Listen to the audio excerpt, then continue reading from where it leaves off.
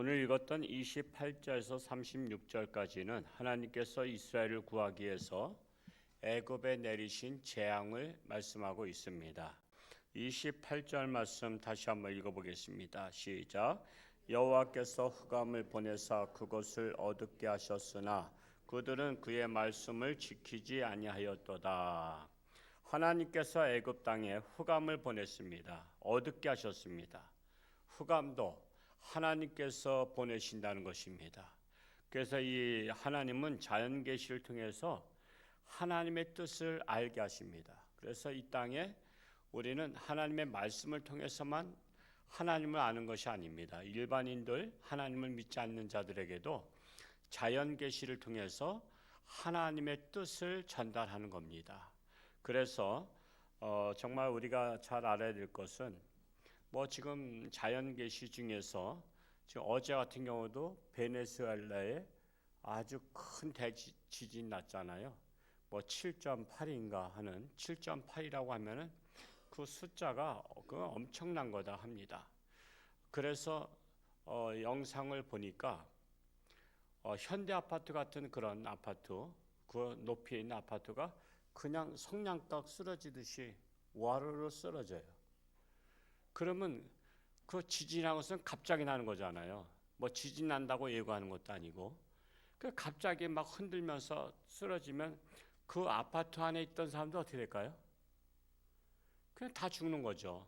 여러분, 현대 아파트처럼 30층 되는 건물이 옆으로 다 쓰러져 보세요. 그 안에 있는 콘크리트 모든 것에 다 묻혀서 죽는 거죠. 여러분, 삼풍백화점이 갑자기 무너졌잖아요. 삼풍백화점 무너지고 나서 몇 명이 죽었죠? 이제는 기억도 없어지는데 500여 명 이상인가가 아마 죽었죠. 굉장히 많이 죽었단 말이에요. 그러니 지금 숫자가 셀 수가 없어요. 숫자가. 그런데 또 이게 건물을 또 보니까 날림 공사를 했어요. 철근을 안 넣었어요. 철근을 안 넣고 지면 어떻게 되죠? 그냥 부스러지는 겁니다. 부스러져요. 흔드니까. 그러니까 나라의 지도자들이 그렇게 다 엉망인 거예요. 엉망. 그래서 여러분 집안에서는 아버지 잘 만나야 되고요. 나라에서는 지도자 잘 만나야 돼요. 그렇지 않으면 그런 재난의 때에 망하는 겁니다. 그거 누가 책임지겠어요, 그거를. 그래서 지금 베네수엘라 그런 사건을 보면서 지금 어떻게 될 것인가. 지금 제가 또 밤새도록 고민도 하고 여러 가지 그래서 고민 중에 있습니다.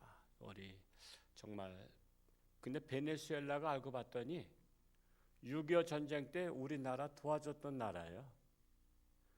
16개국에 참전한 건 아닌데 물자를 지원해 줬어요. 10만 달러. 10만 달러. 요즘 말하자면 그걸 환산해 보면 한 20억 정도를 그때 도와줬어요. 그게 우리나라를 도와준 나라예요. 이디오피아는 이렇게 참전도 했지만 그 외에 물자까지 도와주고 의료 지원까지 한 나라 16개국 한 나라 합치니까 우리나라 6.25 전쟁 때 61개 나라가 도와줬더라고요. 61개 나라. 참 대단해요. 근데 이런 것들을 우리는 역사적으로 가르쳐야 되거든요. 근데 역사적으로 가르쳐야 되는데 6.25 전쟁에 대해서는 이야기하는 것을 별로들 나라에서는 싫어해요. 6.25 전쟁 잊어버리라 이거야. 잊어버리라고. 근데 우리 그 신세를 우리 도움 받았던 것을 우리는 자손들한테 알려줘야 돼요. 우리나라가 이렇게 어려울 때 이렇게 많은 나라가 도와줬다. 이걸 가르쳐줘야 되는데 이걸 안 가르쳐주니까 6.25가 뭔지도 모르는 자들한테 이번에 항미원조라고 해서 미국이 침략한 것을 중국이 도와준 날이라고 하니까 그렇게 믿는 사람들이 많아진 거예요. 믿는 사람이. 이번에 국무총리 후보자도 청문회 할 때 6.25는 북침이냐 남침이냐 했더니 북침이라고 말해가지고 난리 났잖아요. 아니 우리나라 국무총리까지 되는 사람이 북침이라고 그래. 북침이 뭐죠? 남한에서 북한을 침략한 게 북침이에요.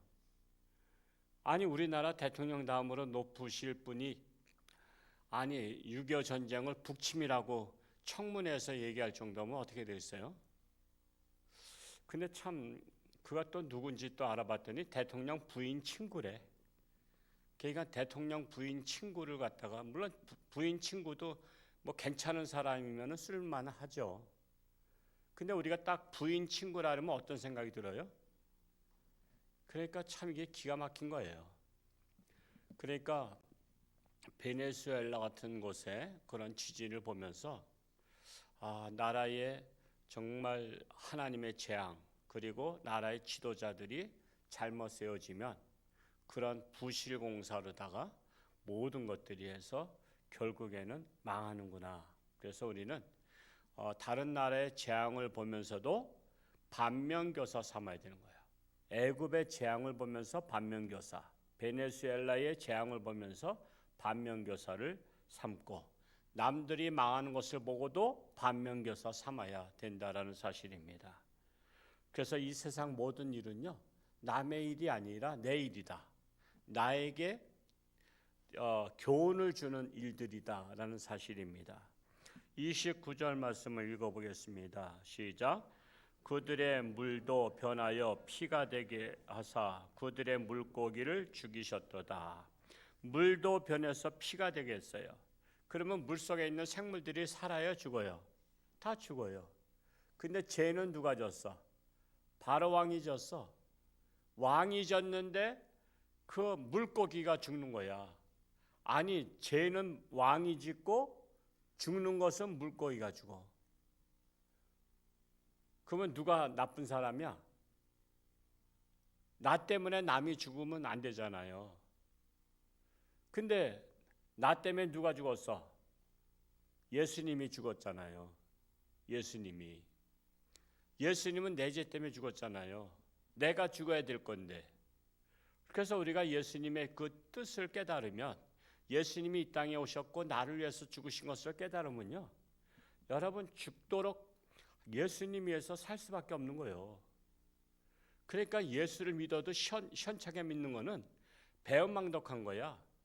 예수님은 나를 위해서 죽으러 오셨는데 나는 예수 믿고 천국이나 가자고 한탕 그냥 난 천국이나 가자고 하는 그런 생각, 얄팍한 생각이 뭐죠? 그 배은망덕한 거야. 배은망덕. 그래서 예수 믿는 사람 중에 배은망덕한 사람이 그렇게 많은 거예요. 배은망덕한 사람이. 나와 같이 고난 받으려는데 고난 받을 생각 안 하잖아요. 그저 그냥 예수만 믿다가 천국만 가자고 하는 그런 얄팍한 생각들이 얼마나 많은지 몰라요.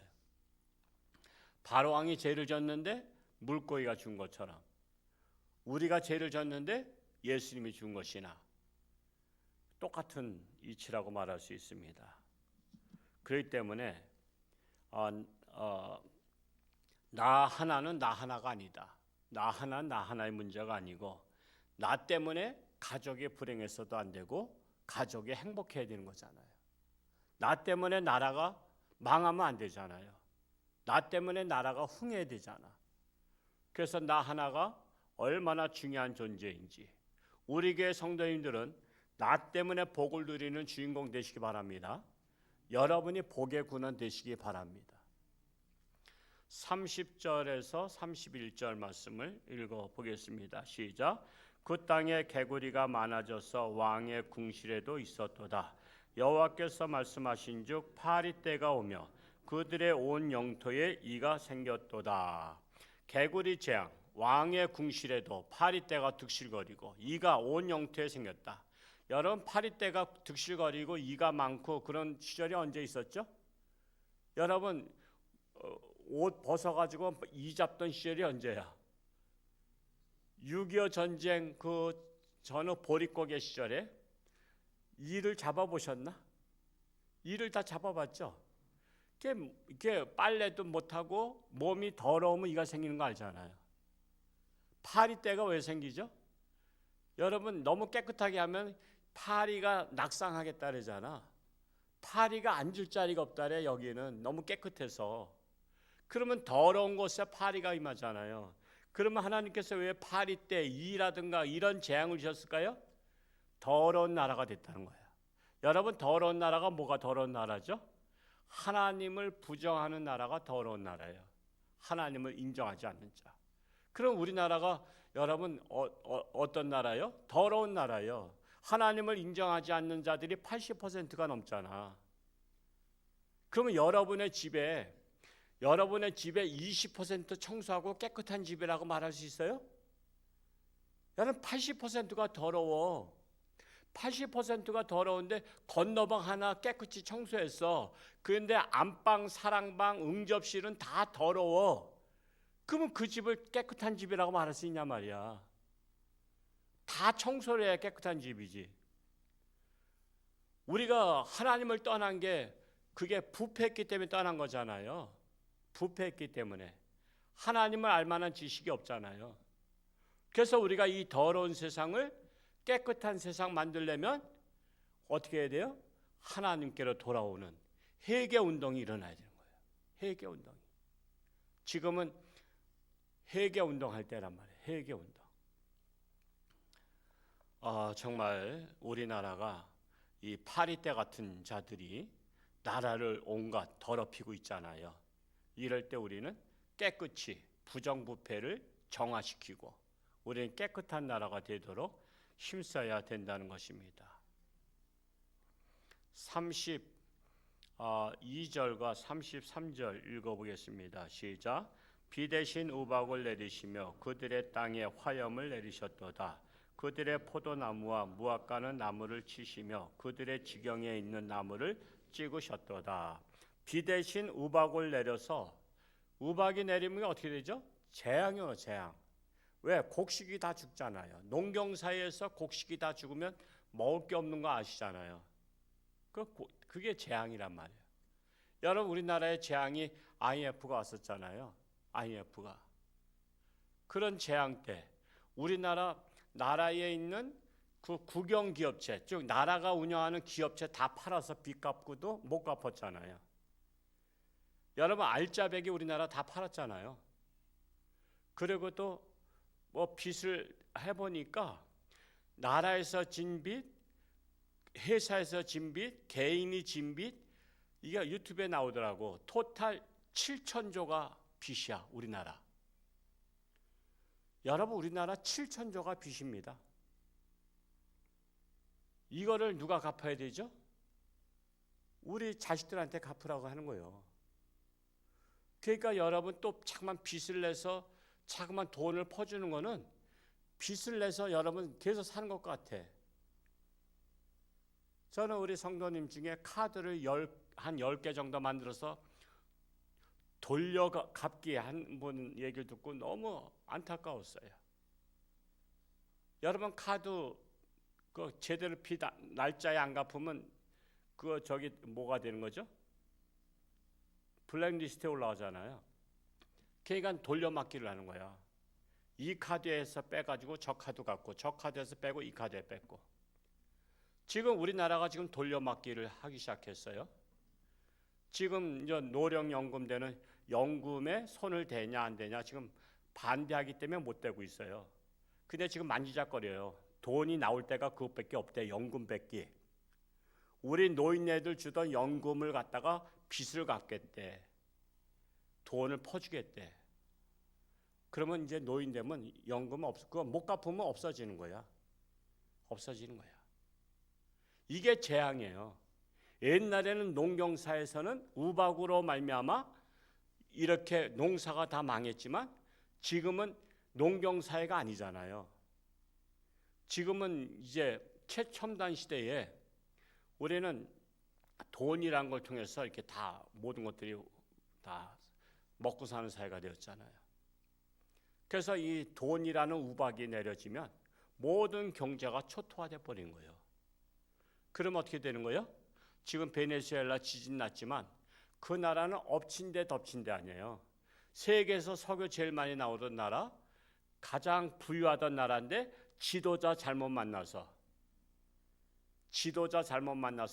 지금 가난한 나라가 된 데다가 또 부실 공사를 한 것 때문에 그냥 지진의 아파트들이 와르르 성냥갑처럼 무너지는 거.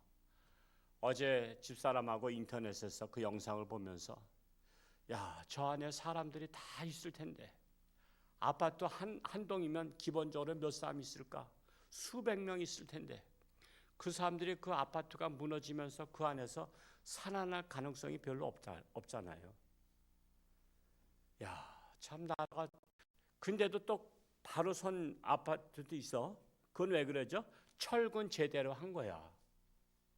공사를 제대로 한 것은 그래도 흔들려도 지금 조금 모퉁이가 부서져도 있는데 이거 부실 공사한 아파트는 와르르 무너져서 그 안에 있는 시민들이 다 죽어버린 거예요. 이것을 남의 일로만 보지 말고 우리는 반면교사 삼아야 된다는 사실입니다. 정말 결국 자연재해 피난은 누가 당하는 거예요? 인간이 당하는 겁니다. 34절에서 36절까지 읽겠습니다. 시작. 여호와께서 말씀하신즉 황충과 수많은 메뚜기가 몰려와 그들의 땅에 있는 모든 채소를 먹으며 그들의 밭에 있는 열매를 먹었도다. 또 여호와께서 그들의 기력의 시작인 그 땅의 모든 장자를 치셨도다. 지금 이 시편 기자가 뭘 상기하고 있어요? 애굽 나라에서 10대 재앙을 상기하고 있는 거예요.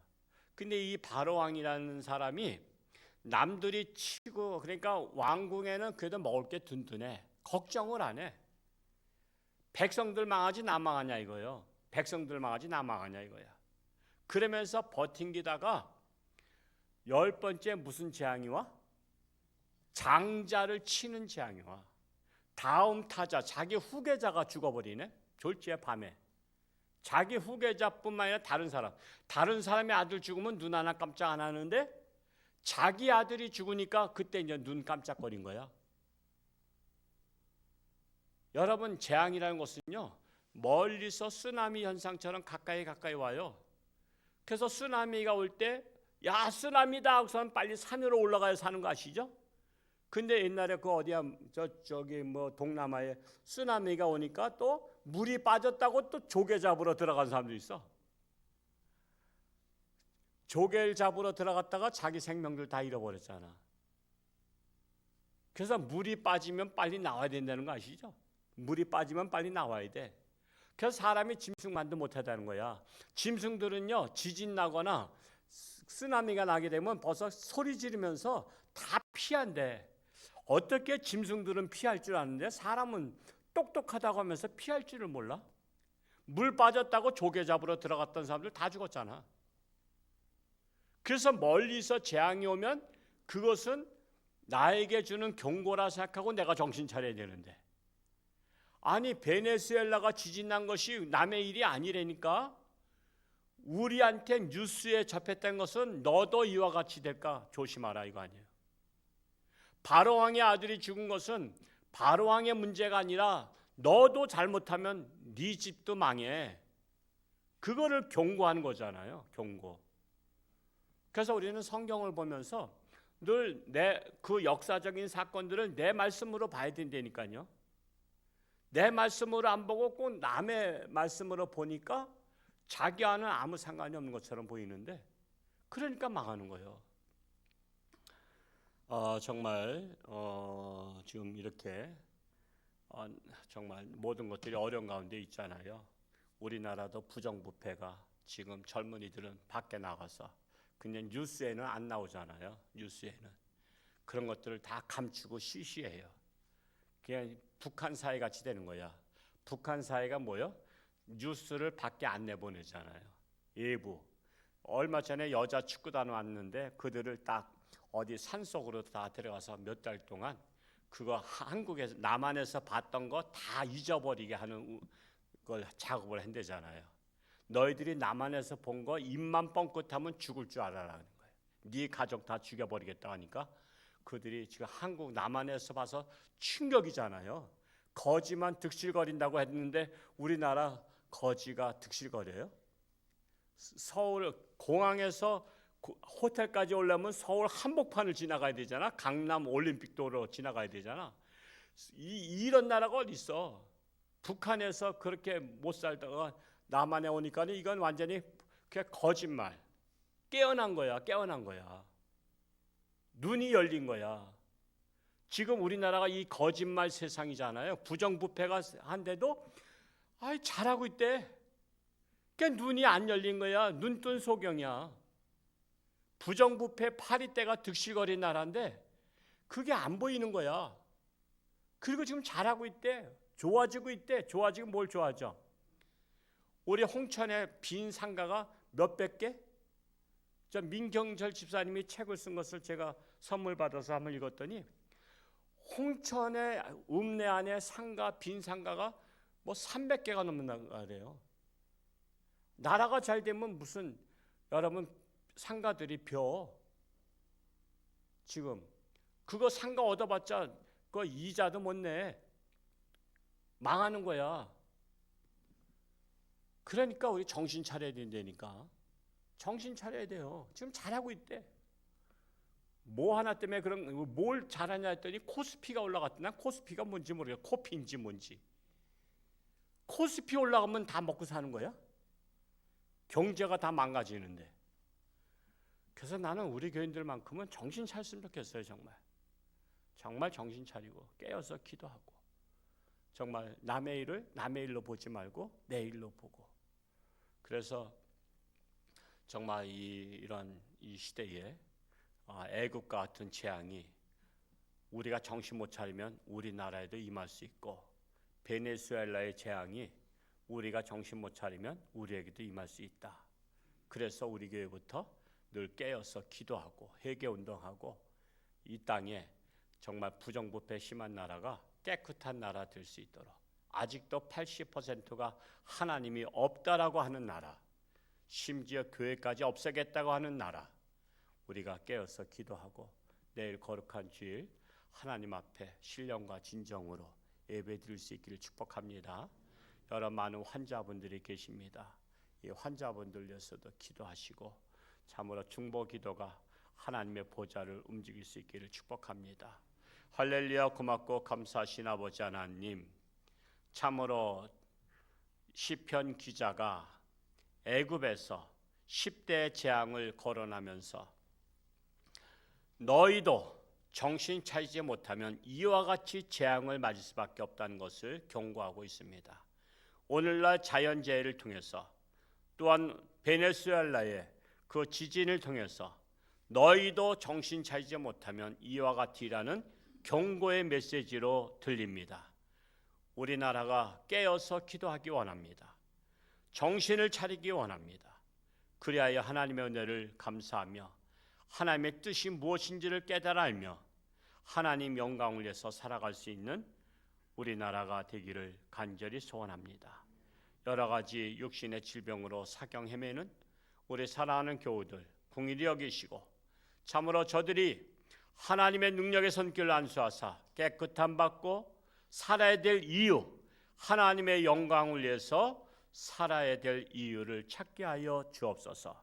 내일 거룩한 주일 신령과 진정으로 예배를 드리며 아직도 사경을 헤매는 신앙생활을 방황하는 자들 위해 불쌍히 여기시고 속히 정신 차리고 하나님 앞에 돌아온 역사가 일어나게 하여 주옵소서.